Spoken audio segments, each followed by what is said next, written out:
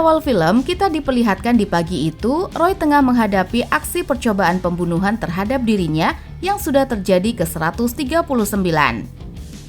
Bagaimana jadinya jika seseorang selalu mengulangi hari yang sama di setiap harinya? Roy terjebak ke dalam time loop. Dia bangun dari tidurnya, didatangi oleh orang-orang yang sama yang mencoba membunuhnya.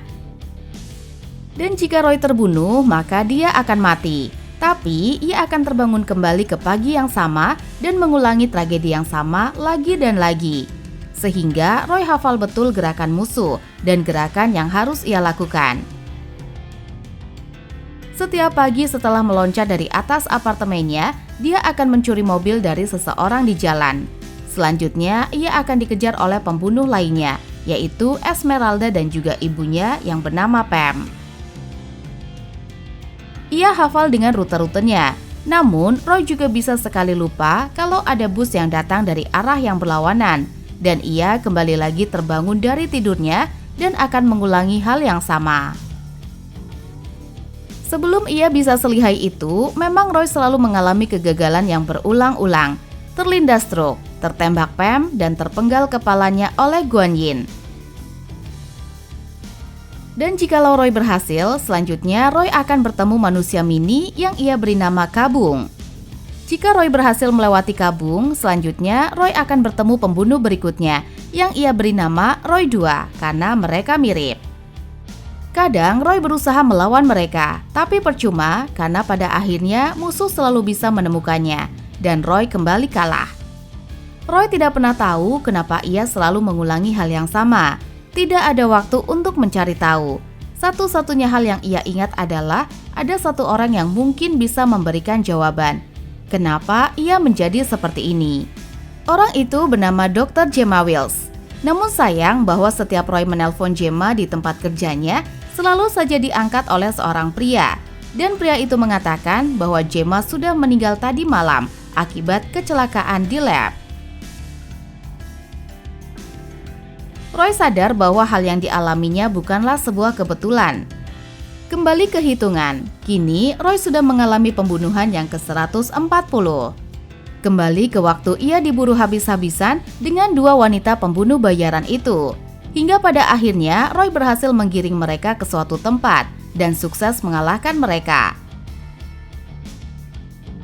Lalu setelah itu, ia akan menuju ke restoran Chinese, menenggak beberapa anggur, dan mendengar cerita yang sudah ia dengar berulang-ulang kali. Setelah itu pada jam yang sama, akan datang atlet pedang samurai terbaik yang bernama Devon. Lalu tidak lama juga akan ada satu pelayan yang terpeleset di sana. Meskipun Roy sudah melihat itu berulang kali, dia selalu gagal untuk tidak tertawa.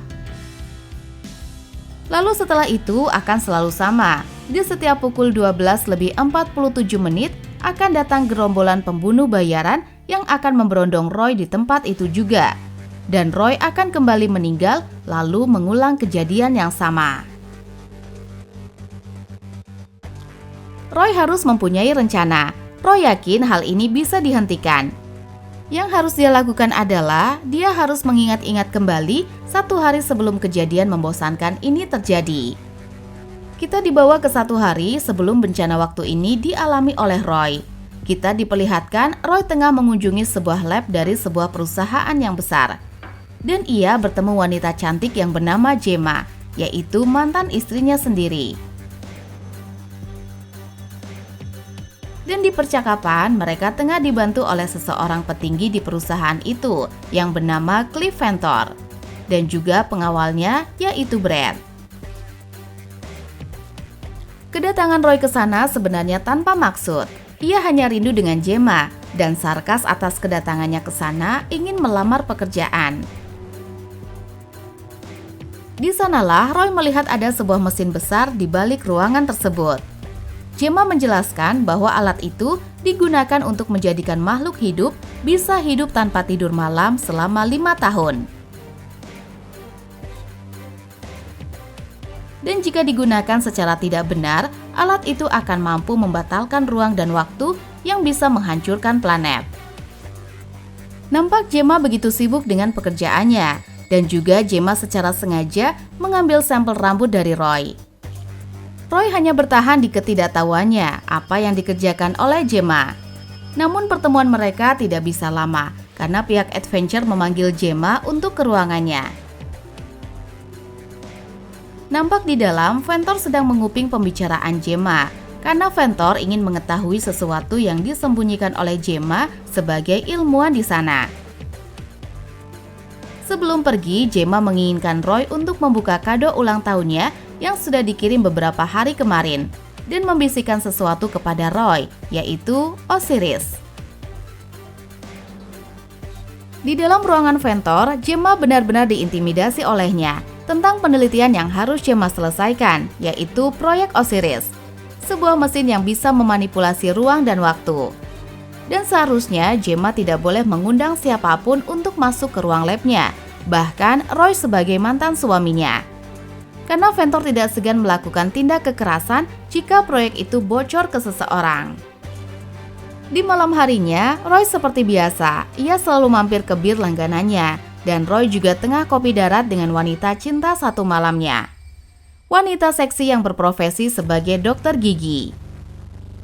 Ketika wanitanya pergi ke toilet, tiba-tiba Roy kembali mendapat telepon dari Gemma yang terlihat sangat panik di labnya. Nampak ia tengah merencanakan sesuatu gerakan untuk membangkang dari Ventor. Lalu ia meninggalkan pesan kepada Roy, jika terjadi apa-apa, maka Roy harus melakukan sesuatu. Tapi sayang, sebelum Gemma memberitahu apa yang harus dilakukan oleh Roy, telepon itu pun terputus. Keadaan mencekam di sisi Gemma yang akan ditangkap oleh Ventor, sedangkan di sisi Roy, dia malah bermain sama pacarnya yang dokter gigi itu. Andai saja Roy menelpon balik Gemma malam itu, pasti Roy tahu kalau Gemma berada dalam masalah dalam perjuangan hidup dan matinya. Semenjak malam itulah, Roy selalu mengulang waktu yang sama, hingga saat itu sudah ke 140 kalinya. Kini kita masuk ke usaha ke 141. Roy berupaya untuk mencari tahu dan mengingat kembali pesan yang diberikan oleh Gemma. Untuk pertama, ia harus mengingat bahwa Gemma pernah mengirim kado ulang tahunnya beberapa hari sebelum fenomena time loop terjadi, yang dimana Gemma memberi hadiah buku yang berjudul Osiris. Usaha ke 142, Roy akan terus mencari maksud dari buku tersebut. Usaha ke 143, yang seharusnya Roy pergi ke restoran Cina, dia pernah satu kali melewatinya dan memilih tempat lain. Namun justru ia bertemu dengan hal yang lebih buruk yang pernah ia coba di usaha ke 51. Bertemu dengan pembunuh bayaran yang akan menerjang jantung Roy dengan tombak rantainya. Kembali lanjut ke usaha ke 144. Di sini Roy sudah mendapatkan sedikit kemajuan, di mana ia berhasil sampai ke tempat yang baru, yang sengaja untuk mencari tempat persembunyian untuk membaca buku tersebut. Tapi bukannya membuatnya bisa mengerti, justru malah membuat ia semakin bingung. Ditambah lagi di akhir buku, Gemma menuliskan satu buah kalimat yang mengatakan bahwa Roy harus terus menjalani hidup ke depan dan mengingatkan bahwa waktu tak menunggu siapapun. Lalu tidak sengaja, Roy melihat ada satu anak kecil yang sangat ia kenal. Anak itu bernama Joy. Itu adalah anaknya sendiri, sang buah hati dari hubungannya dengan Gemma. Roy dan Gemma berpisah sebelum Joy tahu siapa ayahnya. Joy hanya tahu bahwa Roy berteman baik dengan ibunya. Ia pun mengikuti Joy yang hari itu ia membolos sekolah dan memilih ke tempat game. Di sana, Roy dan Joy nampak begitu sangat akrab. Bercerita ke sana kemari, hanya saja Roy selama ini tidak memiliki keberanian untuk mengatakan bahwa ia adalah ayahnya. Sehingga di hari itu, Roy ingin mengatakan hal itu kepada Joy. Terlepas nantinya, Joy bisa saja langsung benci dengan Roy. Tapi sebelum hal itu ia lakukan, di sana Roy sadar bahwa ia sudah 3 menit lebih lama bertahan di hari itu. Yang dimana di setiap jam 12:47 pasti akan datang gerombolan para pembunuh bayaran yang akan memburunya. Tapi ia mampu bertahan hingga 12:50. Dengan datangnya para pembunuh bayaran satu persatu ke tempat itu, di sanalah Roy menyadari kenapa mereka selalu berhasil menemukannya. Ternyata adalah di tubuhnya telah dipasang sebuah pelacak. Di ujung sekaratnya, Roy berusaha bertahan dan berhasil berkata ke Joy bahwa ia adalah ayahnya, dan Roy kembali mati. Barulah di sini Roy akan mencari tahu bagaimana cara mereka untuk melacaknya. Singkat cerita, ia telah sampai di restoran Cina dan langsung mencari tahu di mana mereka memasang pelacak itu di tubuh Roy. Dengan bantuan Dave, Roy mendapatkan info bahwa meletakkan pelacak yang paling aman adalah di gigi. Di sanalah baru dia ingat bahwa sehari sebelum fenomena ini, ia pernah memeriksakan giginya kepada wanita satu malamnya itu. Langsung saja Roy mencabut giginya satu persatu, hingga ia berhasil menemukan bagian gigi mana yang dipasangi sebuah pelacak. Lanjut usaha ke 145. Sekarang giliran Roy harus mencari tahu siapa yang menyuruh wanita itu memasang pelacak di giginya. Dan ternyata adalah Brad, kepala keamanan yang dimiliki oleh Vector. Baru di sini sedikit teka-teki ini terpecahkan. Tanpa pikir panjang, ia langsung menuju ke restoran Cina lagi, kembali mencabut giginya. Dan baru disinilah Roy bisa melangkah lebih maju untuk menghadapi fenomena ini. Di mana sekarang giliran Roy lah yang akan memburu satu persatu pembunuh bayaran yang membunuhnya. Secara teknis Roy tidak tahu apa alasan Gemma menjadikan Roy objek penelitiannya. Ia yakin pastinya Gemma baik. Sekarang hanya tinggal satu kepingan untuk menyelesaikan semua itu, yaitu waktunya balas dendam. Roy pun membalas pesan handphone salah satu pembunuh bayaran dan langsung menerima panggilan yang dilakukan oleh Brad. Roy tahu bahwa dalang dari dia diburu adalah ulah Vector, sehingga misi selanjutnya Roy pergi ke kantor yang Vector miliki untuk menghabisinya, dan pastinya itu tidaklah mudah, karena Roy harus benar-benar berjuang masuk ke sana. Kali ini ia akan menyamar menjadi pembunuh bayaran yang mirip dengannya, agar Roy mendapatkan akses masuk ke dalam kantor tanpa harus baku tembak. Tetapi sayang ketika Roy sampai di lift, ia kembali gagal. Usaha ke-148 kali ini, ia menang melawan penjaga di dalam lift, tapi kembali salah langkah ketika keluar dari lift. Usaha ke-149 hasilnya sama. Usaha ke-150 di mana Roy semakin lihai dan hafal posisi musuh. Ia tetap terbunuh di tangan Guan Yin. Namun di usaha itu, ia sedikit mendapatkan kemajuan, di mana akhirnya ia bertemu dengan Vector, orang yang membunuh Gemma, mantan istrinya. Namun untuk di awal, Roy harus rela kepalanya dipenggal oleh Vector. Singkatnya sampai ke usaha ke-200, di mana ia akan berduel dengan Guan Yin dengan begitu mudah, dan skill Roy benar-benar di atas Guan Yin. Selain bisa membunuh musuh terhebatnya, ia juga berhasil membunuh Brad. Dan kali ini ia berhasil sampai di mana ia harus berduel dengan Vector. Jelas kemampuan Roy jauh melampaui Vector, tapi di saat ia berhasil mengalahkan Vector, ia baru diberitahu bahwa Vector tidak hanya menjadikan Roy sebagai target satu-satunya, melainkan juga anaknya, yaitu Joy. Dikala Roy sibuk dengan aksinya, di sisi lain Joy sudah tewas terbunuh. Di saat itulah Roy yang kalut melihat jasad Joy. Ia juga melihat akhir dari dunia. Di sanalah Roy sadar tidak ada tempat untuk berlari. Kesedihannya membuat ia tidak peduli dengan ini semua. Ia tidak ingin melanjutkan perjuangan berikutnya. Ia terbunuh hingga ke-215 kalinya, hingga pada akhirnya Roy tersadar dari semua ini. Bagaimana jika ia memang benar-benar terpilih untuk bertanggung jawab atas akhir umat manusia? Tidak alasan untuk tidak berjuang, kini ia bertekad untuk melawan dan menolong Joy. Di waktu yang bersamaan, kini Roy begitu santai. Dia tidak akan lagi mempermasalahkan waktu. Dia tidak lagi merasa diburu. Di hari itu, ia memutuskan kenapa ia tidak sekali mencoba untuk menghabiskan waktunya bersama Joy. Dengan begitu, ia langsung menuju ke tempat rental game, menyapa Joy yang ada di sana dan bersenang-senang bersama. Sebuah momen yang tidak pernah ia lakukan seumur hidupnya. Roy bisa melakukan itu berulang-ulang kali. Mereka pergi ke taman, beli makanan, dan menikmati danau yang tenang di terik matahari. Hingga akhirnya dunia kembali datang. Aktivitas itu sudah berulang hingga ke 249 kalinya. Di kesempatan yang kesekian kalinya itu, entah kenapa Roy memberi pembahasan ibunya hingga terjadi percakapan yang tidak terduga. Joy tahu bahwa ibunya adalah pekerja yang luar biasa, jarang pulang dan sebagainya. Hingga akhirnya Joy mengatakan ada hal yang aneh, di mana ia mendapatkan telepon dari ibunya di pagi hari, tepat di jam 7:03. Yang dimana Roy mengira bahwa Gemma sudah meninggal sejak malam harinya. Nyatanya Gemma masih hidup di jam itu. Di waktu Roy bangun dari tidurnya, di sana Gemma menelpon Joy untuk menyuruh Joy menemui Roy.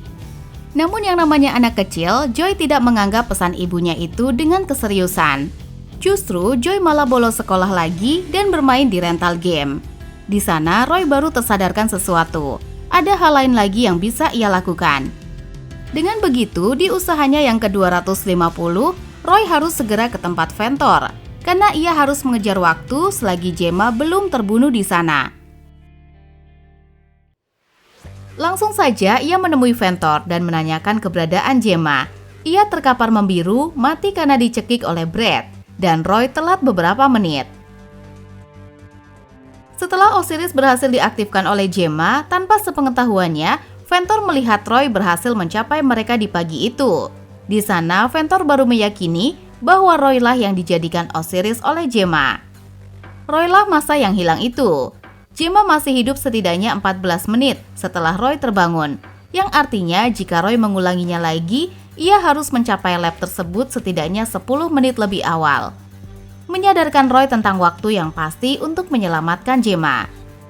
Kini usahanya yang ke-251. Ia harus lebih cepat melakukannya. Dengan cara, ia harus bisa menyabotase helikopter musuh di pagi itu. Dengan datangnya Roy yang lebih awal menggunakan helikopter, memberikannya keuntungan bahwa ia telah sampai di sana.